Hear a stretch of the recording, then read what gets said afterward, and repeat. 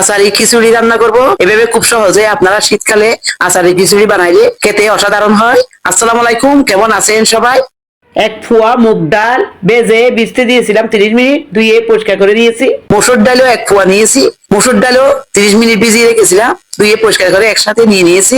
চিনি গুঁড়া চাল নিয়েছি 1 কেজি, ধুয়ে পরিষ্কার করে নিব। ব্রয়লার মুরগি নিয়েছি 1600 গ্রাম, এইরকম সাইজ করে কেটে ধুয়ে পরিষ্কার করে নিয়েছি। স্পেশাল একটা মশলা দিব, জয়ত্রী, জয়ফল, কালো এলাচ, লবঙ্গ, গোলমরিচ, দারচিনি, স্টার, 2টা শুকনা মরিচ, ধনে আগে থেকে বেজে নিয়েছি। এগুলো সব একসাথে ব্লেন্ডার জারে আমি গুঁড়া করে নিব।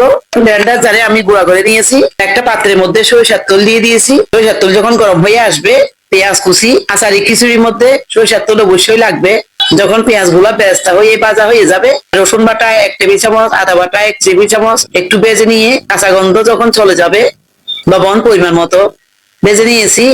ধনে গুঁড়া 1 টেবিল চামচ, জিরা 1 টেবিল চামচ, হলদি গুঁড়া 1.5 চা চামচ, লাল মরিচের গুঁড়া 1 টেবিল চামচ, পানি একটু দিয়েছি, কষিয়ে নিব যেন মশলা গুলা পুড়ে না যায়। মশলা কষিয়ে যখন এরকম তেল উপরে ভেসে উঠবে, মাংসের পিস গুলো আমি দিয়ে দিচ্ছি। এখানে কোনো পানি দিব না, পানির থেকে যে পানি বের হবে ওটা নিয়ে মাংস কষানো হয়ে যাবে। 3-4টা তেজপাতা আগে থেকে যে মশলা গুঁড়া করে রেখেছিলাম এখান থেকে অর্ধেক দিয়ে দিয়েছি। মাংস যখন কষানো হয়ে যাবে, মাংসগুলো আমি উঠিয়ে নিব। রান্নাটা হয়ে গিয়েছে, মাংসটা উঠিয়ে নিচ্ছি। এখানে যে তেল মশলা যে আছে, এই মশলার মধ্যে আমি কিছু আর একটু সরিষার তেল দিয়েছি, আগে থেকে ধুয়ে রাখা চালগুলো দিয়ে দিয়েছি, ডালগুলো আমি দিয়ে দিচ্ছি। নেড়ে ছেড়ে কষিয়ে নিব। লবণ আর একটু পরিমাণ মতো দিয়ে দিচ্ছি, লবণটা আপনারা দেখে দিবেন। ভেজে নিব 7-8 মিনিট ধরে আমি চালটা ভালো করে ভেজে নিয়েছি। যখন এরকম ভাজা হয়ে যাবে, গরম পানি ঢাকনা দিয়ে অপেক্ষা করব সিদ্ধ হওয়া পর্যন্ত। এরকম যখন পানি একদম শুকিয়ে যাবে, জলপাইয়ের আচার, এটা টক মিষ্টি জাল আচার, এই আচারটা দিলে খেতে দারুণ লাগবে। আমার আচারও দিতে পারে। মাংস যে আমি তুলে রেখেছিলাম এগুলো দিয়ে দিয়েছি, কাঁচামরিচ দিয়ে দিচ্ছি 10-12টা, পেঁয়াজের বেরেস্তা আগে থেকে করে রেখেছিলাম, পেঁয়াজের বেরেস্তাও আমি দিয়ে দিচ্ছি। সুন্দর একটা ফ্লেভার আসবে।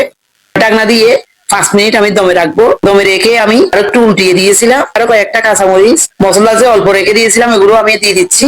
কিছু ধনেপাতা কুচি দিয়ে সুন্দর একটা ফ্লেভার আসবে, খেতেও ভালো লাগবে। আর একটু নেড়ে দিব। যেহেতু টক মিষ্টি জাল আচার দিয়েছি, জন্য চিনি দিই নাই, আপনারা চাইলে 1 চামচ চিনিও দিতে পারেন, টেস্টটা বেড়ে যাবে।